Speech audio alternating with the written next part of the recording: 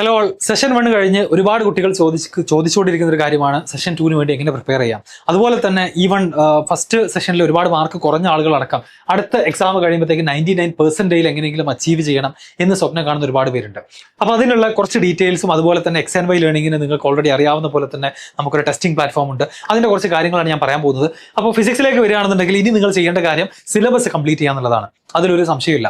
എല്ലാ ചാപ്റ്ററും, അതായത് ഏത് സ്കിപ്പ് ചെയ്യണം, ഏത് പ്രയോറിറ്റൈസ് ചെയ്യണം എന്നൊരു ക്വസ്റ്റ്യനേ ഇല്ല. ഈ കഴിഞ്ഞ എക്സാം നമുക്കത് കൃത്യമായിട്ട് കാണിച്ചു തന്നു.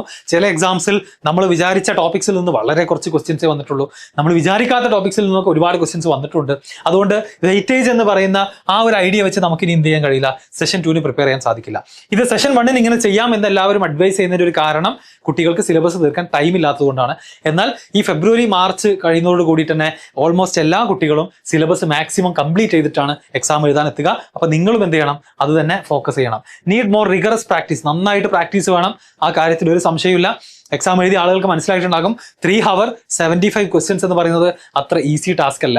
അത് കൃത്യമായിട്ട് പ്രാക്ടീസ് ചെയ്ത് ഒരു 100 മീറ്റർ അല്ലെങ്കിൽ ഒരു 400 മീറ്റർ റേസിനൊക്കെ ഒളിമ്പിക്സിലൊക്കെ പങ്കെടുക്കുന്ന ആളുകളെ പോലെ ഒരുപാട് വർഷങ്ങളുടെ പ്രാക്ടീസ് തന്നെയാണ്, അല്ലെങ്കിൽ മാസങ്ങളുടെ പ്രാക്ടീസാണ് നമുക്ക് ഫൈനൽ 3 hour എക്സാമിൽ സക്സസ്ഫുൾ ആവാൻ നമ്മളെ ഹെൽപ്പ് ചെയ്യുക. ഇനി നിങ്ങൾക്ക് അഡീഷണൽ ആയിട്ട് കൺസിഡർ ചെയ്യാവുന്നത് PYQs തന്നെ എല്ലാം സോൾവ് ചെയ്യുക. ഇപ്പൊ കഴിഞ്ഞ സെഷനിലുള്ള 10 എക്സാമുകൾ കഴിഞ്ഞു, 750 ക്വസ്റ്റ്യൻസ് വന്നു. ആ 750 ക്വസ്റ്റ്യൻസും കഴിഞ്ഞ വർഷങ്ങളിൽ നിങ്ങൾ ചെയ്യാത്ത ക്വസ്റ്റ്യൻസും അടക്കം ചെയ്യാം. അത് നന്നായിട്ട് സോൾവ് ചെയ്യാൻ ശ്രമിക്കുക. അതുപോലെ തന്നെ നിങ്ങളുടെ കോച്ചിങ് മെറ്റീരിയൽസ് തന്നെ ഫിനിഷ് ചെയ്യുക. ഒരുപാട് ബുക്കുകൾ തേടി പോകണമെന്നില്ല. ഫിസിക്സിലായാലും ഏത് സബ്ജക്റ്റിലായാലും ഓൾറെഡി നിങ്ങളുടെ കയ്യിൽ മെറ്റീരിയൽസ് ഉണ്ടെങ്കിൽ അത് തന്നെ പ്രയോറിറ്റൈസ് ചെയ്തിട്ട് എന്ത് ചെയ്യുക, പഠിക്കാൻ ശ്രമിക്കുക. ഇനി അഡീഷണലി എന്തെങ്കിലും ചെയ്യണമെന്നുണ്ടെങ്കിൽ JEE മെയിൻ സെഷൻ 2 പ്രിപ്പയർ ചെയ്യുന്ന കുട്ടികൾക്ക് HC വർമ്മയുടെ ബുക്കുകൾ എടുക്കാം. അതിലുള്ള സോൾഡ് എക്സാമ്പിൾസോ എക്സസൈസുകളോ നിങ്ങൾക്ക്, അതിലുള്ള MCQs നിങ്ങൾക്ക് എന്ത് ചെയ്യാം, അത് പ്രാക്ടീസിന് വേണ്ടിയിട്ട് ട്രൈ ചെയ്യാവുന്നതാണ്. അതാണ് അഡീഷണലി പറയാവുന്ന ഒരു ബുക്ക്. ഇതിന്റെ മുകളിലേക്ക് JEE മെയിൻ എയിം ചെയ്യുന്ന കുട്ടികൾ എന്ത് ചെയ്യേണ്ട ആവശ്യമില്ല, പോകേണ്ട ആവശ്യമില്ല. പിന്നെ അഡ്വാൻസ്ഡിന് പ്രിപ്പയർ ചെയ്യുന്ന കുട്ടികൾക്ക് കുറച്ചുകൂടെ ഹയർ ലെവൽ ക്വസ്റ്റ്യൻസും അതുപോലെ തന്നെ അഡ്വാൻസ്ഡ് എക്സാമിന്റെ PYQസുമാണ് ഫോക്കസ് ചെയ്യേണ്ടത്. കെമിസ്ട്രിയിലേക്ക് വരികയാണെന്നുണ്ടെങ്കിൽ അഗൈൻ ആദ്യം പറയാനുള്ളത് കോമൺ ആണ്, സിലബസ് ഫിനിഷ് ചെയ്യുക. രണ്ടാമതായിട്ട് NCERT നിങ്ങൾ അരച്ച് കലക്കി കുടിക്കണം. എന്ന് വെച്ചാൽ അത് 10 തവണ വായിക്കണം എന്നല്ല, പകരം ഒരു തവണ നിങ്ങൾ അത് വായിച്ചിട്ടുണ്ടാവണം. അതിൽ ഇമ്പോർട്ടൻറ്റ് പോയിന്റ്സ് നോട്ട് ചെയ്തിട്ടുണ്ടാവണം. അതിലുള്ള ഓരോ എക്സസൈസുകളും എക്സാമ്പിൾസും നമ്മൾ പ്രാക്ടീസ് ചെയ്തിട്ടുണ്ടാവണം. പ്രത്യേകിച്ച് inorganic chemistry, give importance to inorganic, ഒരുപാട് ക്വസ്റ്റ്യൻസ് വരുന്നുണ്ട്. അല്ല, number of chapters JEE main reduce ചെയ്തിട്ടുണ്ടെങ്കിലും ക്വസ്റ്റ്യൻസിന്റെ എണ്ണത്തിൽ വലിയ കുറവൊന്നുമില്ല. അതുകൊണ്ട് ഇനോർഗാനിക്കിലെ നമ്മുടെ സിലബസിലുള്ള എല്ലാ ചാപ്റ്റേഴ്സിലെയും കംപ്ലീറ്റ് കാര്യങ്ങൾ നമ്മൾ കൃത്യമായിട്ട് പഠിച്ചിട്ടുണ്ടാവണം. Practice more on physical chemistry. ഈ കഴിഞ്ഞ ജനുവരിയിൽ നമ്മൾ മനസ്സിലാക്കിയ ഒരു കാര്യം, ഫിസിക്കൽ കെമിസ്ട്രിയിൽ നിന്നും ന്യൂമറിക്കൽസ് ഒരുപാടെണ്ണം നല്ലത് വന്നു. അത് ഒരുപാട് കുട്ടികൾക്ക് ചെയ്യാൻ പറ്റിയിട്ടില്ല. അപ്പൊ അതിന്റെ പ്രാക്ടീസ് നിങ്ങൾ എന്ത് ചെയ്യുക, നന്നായിട്ട് ഡെവലപ്പ് ചെയ്യാൻ ശ്രമിക്കുക. അതുകൊണ്ട് തന്നെ നമ്മൾ ഡാറ്റ നോക്കുമ്പോൾ മനസ്സിലാവുന്നത് ഫിസിക്സിനേക്കാൾ മാർക്ക് കമ്പാരിറ്റീവ്ലി കെമിസ്ട്രിയിൽ കുറവാണ് കുട്ടികൾക്ക് എന്നുള്ളതാണ് കാണാൻ സാധിച്ചത്. സോ എത്രയും പെട്ടെന്ന് PYQs സോൾവ് ചെയ്ത് തുടങ്ങുക. Use your coaching materials. പിന്നെ അഡീഷണലി പ്രാക്ടീസ് വേണമെന്നുള്ളവർക്ക് ടൈം ഉണ്ടെങ്കിൽ നിങ്ങൾക്ക് എന്ത് ചെയ്യാം, കഴിഞ്ഞൊരു 5 വർഷത്തെ നീറ്റ് എക്സാമിന്റെ കെമിസ്ട്രി PYQs ചെയ്ത് നോക്കാം. ഓക്കെ, നീറ്റ് എക്സാമിന്റെ കഴിഞ്ഞ 5 വർഷത്തെ PYQs ഇതെല്ലാം കഴിഞ്ഞ് സമയം ഉണ്ടെങ്കിൽ ചെയ്ത് നോക്കാവുന്നതാണ്. മാത്സിലേക്ക് വരികയാണെന്നുണ്ടെങ്കിൽ അത് ലെങ്തി ആണ്, ഞാൻ പറഞ്ഞു തരേണ്ട ആവശ്യമില്ല. ഏറ്റവും ലെങ്തി പേപ്പറാണ്. നിങ്ങൾ ഒരു നല്ല മാർക്ക് ആഗ്രഹിക്കുന്നുണ്ടെങ്കിൽ 99 അല്ലെങ്കിൽ അതിന് മുകളിലോ ഒക്കെ ആഗ്രഹിക്കുന്നുണ്ടെങ്കിൽ നമ്മൾ മാത്സിൽ നന്നായിട്ട് സ്കോർ ചെയ്തേ പറ്റും. ഓക്കെ, അപ്പൊ അതിന് നമ്മൾ 1 മണിക്കൂർ ചിലപ്പോൾ കൊടുത്താൽ മതിയാവില്ല. ചിലപ്പോൾ 1 മണിക്കൂർ 10-15 മിനിറ്റ് എന്തിന് കൊടുക്കേണ്ടി വരും, മാത്സ് എഴുതാൻ വേണ്ടി കൊടുക്കേണ്ടി വരും. അപ്പൊ അങ്ങനെയാണെന്നുണ്ടെങ്കിൽ നിങ്ങൾ ബേസിക്സിൽ എക്സ്പേർട്ടുകളായിരിക്കണം മാത്സിൽ, അതിലൊരു സംശയമില്ല. അത് സിമ്പിൾ കാൽക്കുലേഷൻസിൽ തുടങ്ങി ഫംഗ്ഷൻസ് ആവട്ടെ, ഗ്രാഫുകളാവട്ടെ, ലോഗരിതം ആവട്ടെ, എല്ലാ ബേസിക്സിലും മാത്തമാറ്റിക്സിലെ +1 +2ന്റെ ബേസിക്സ് ഫണ്ടമെന്റൽസ് സ്ട്രോങ് ആയിരിക്കണം. എന്നാലേ നമുക്ക് മാത്സിൽ നന്നായിട്ട് സ്കോർ ചെയ്യാൻ സാധിക്കുള്ളൂ. Learn PYQs in depth. പല PYQസും നമുക്ക് ഒരുപാട് ഇൻറ്റ്യൂഷൻസ് പ്രൊവൈഡ് ചെയ്യും, ഒരുപാട് അനാലിസിസ് നമുക്ക് ചെയ്യാൻ പറ്റും.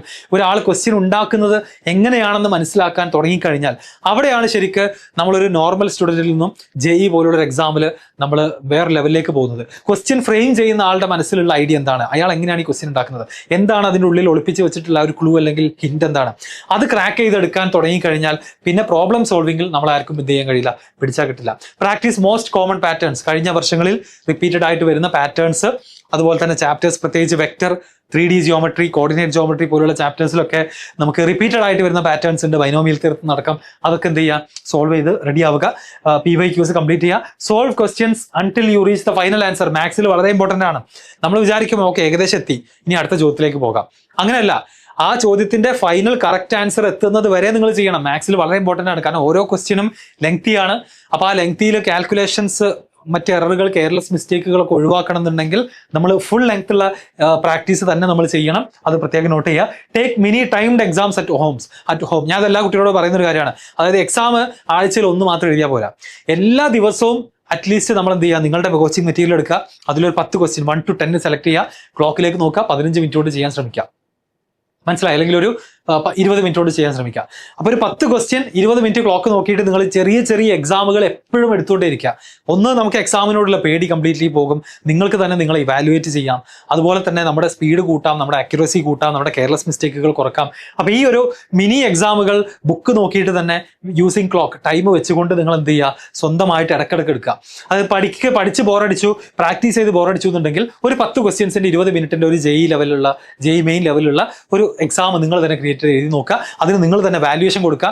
10 എന്ന് പറയുമ്പോൾ 40 എത്ര മാർക്ക് കിട്ടി എന്നുള്ളത് ചെയ്ത് നോക്കുക. അങ്ങനെ ചെയ്യാൻ ഒരു ഹാബിറ്റ് തുടങ്ങിയ ആളുകൾ ഉണ്ടെന്നുണ്ടെങ്കിൽ ഈ വീഡിയോന്റെ താഴെ എന്ത് ചെയ്യണം, കമന്റ് ചെയ്യണം. ഓക്കെ, ഇനി ഞാൻ പരിചയപ്പെടുത്താൻ പോകുന്നത് ഞങ്ങളുടെ ടെസ്റ്റിംഗ് പ്ലാറ്റ്ഫോം ആണ്.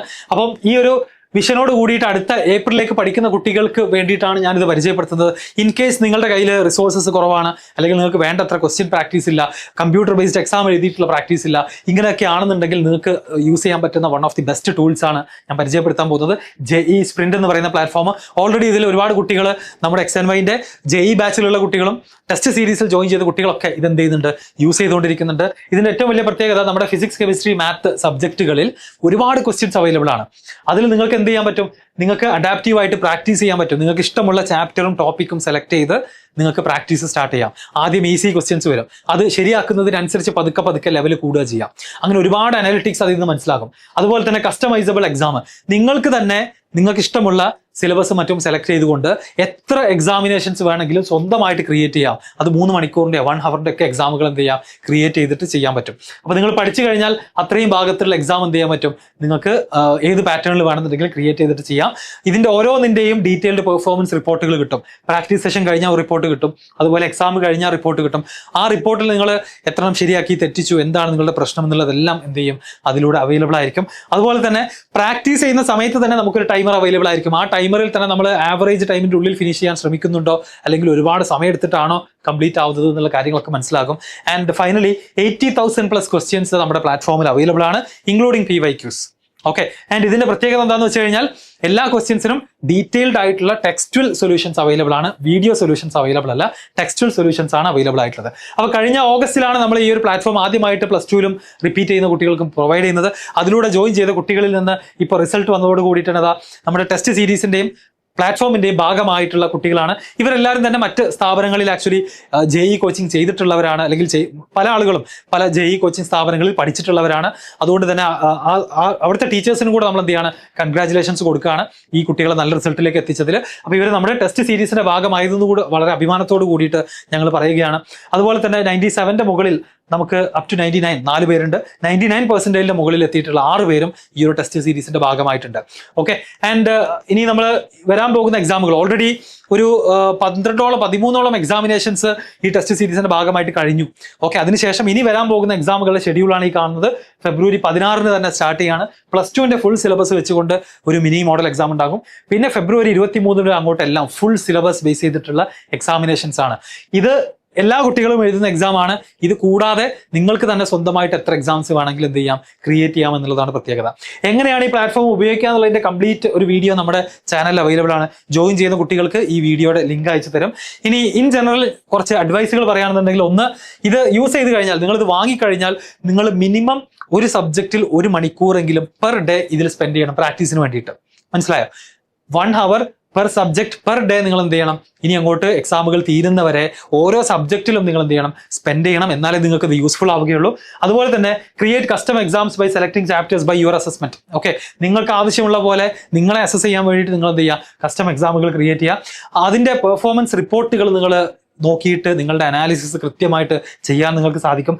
ആൻഡ് ഫൈനലി ഓരോ എക്സാമിനെയും പ്രാക്ടീസ് സെഷനെയും ബേസ് ചെയ്തുകൊണ്ട് നിങ്ങൾക്ക് AI ജനറേറ്റഡ് അസൈൻമെന്റ്സ് നിങ്ങൾക്ക് മെയിലായിട്ട് കിട്ടും. അതായത് നമ്മുടെ പ്ലാറ്റ്ഫോമിൽ അത് റെഡി ആകും. ആ AI ജനറേറ്റഡ് അസൈൻമെന്റ്സും കൂടെ കംപ്ലീറ്റ് ചെയ്യുമ്പോൾ എന്താ സംഭവിക്കാന്ന് വെച്ച് കഴിഞ്ഞാൽ നിങ്ങൾ എഴുതിയ എക്സാമിലോ പ്രാക്ടീസ് സെഷനിലോ നിങ്ങൾ തെറ്റിച്ച ക്വസ്റ്റ്യൻസ് ഉണ്ട്. ആ മിസ്റ്റേക്കുകളെല്ലാം ഒന്ന് മേക്കപ്പ് ചെയ്യാൻ വേണ്ടിയിട്ടുള്ള അസൈൻമെന്റ്സ് ആണ് പ്രൊവൈഡ് ചെയ്യുക. അതും കൂടെ കംപ്ലീറ്റ് ചെയ്ത് കഴിഞ്ഞാൽ നിങ്ങൾ ഫസ്റ്റ് റൗണ്ടിൽ തെറ്റിച്ചതെല്ലാം സിമിലർ ക്വസ്റ്റ്യൻസ് ആണ് അസൈൻമെന്റിൽ ഉണ്ടായിരിക്കുക. അത് എഴുതി കഴിഞ്ഞാൽ നിങ്ങൾക്ക് എന്ത് കിട്ടും? ആ ഒരു ഏരിയ നമുക്ക് ക്ലിയർ ചെയ്തെടുക്കാൻ സാധിക്കും. ഇതിന്റെ ഫീസ് എത്രയാണെന്ന് ചോദിച്ചു കഴിഞ്ഞാൽ ഇത് നമ്മുടെ ആക്സസ് ഇപ്പൊ നിങ്ങൾ ജോയിൻ ചെയ്യുകയാണെന്നുണ്ടെങ്കിൽ ഫെബ്രുവരി മുതൽ എൻഡ് ഓഫ് മെയ് വരെ നിങ്ങൾക്ക് ഇതിന്റെ ആക്സസ് ഉണ്ടായിരിക്കും. ഈ ഒരു സ്പെഷ്യൽ ഡിസ്കൗണ്ടോട് കൂടി നിങ്ങൾക്ക് ഇപ്പോൾ ജോയിൻ ചെയ്യാൻ സാധിക്കും. അതായത് 6 മാസം മുന്നേ, ഓഗസ്റ്റിലൊക്കെ 4-5 മാസം മുന്നേ ജോയിൻ ചെയ്ത കുട്ടികളൊക്കെ 299 ആണ് ജോയിൻ ചെയ്തതെന്നുണ്ടെങ്കിൽ ഇപ്പോൾ ജോയിൻ ചെയ്യുന്ന കുട്ടികൾക്ക് എൻഡ് ഓഫ് ദ മെയ് വരെ ഈ ഒരു പ്ലാറ്റ്ഫോം യൂസ് ചെയ്യാൻ വേണ്ടിയിട്ട് വെറും 1499 നിങ്ങൾക്ക് ജോയിൻ ചെയ്യാൻ സാധിക്കും.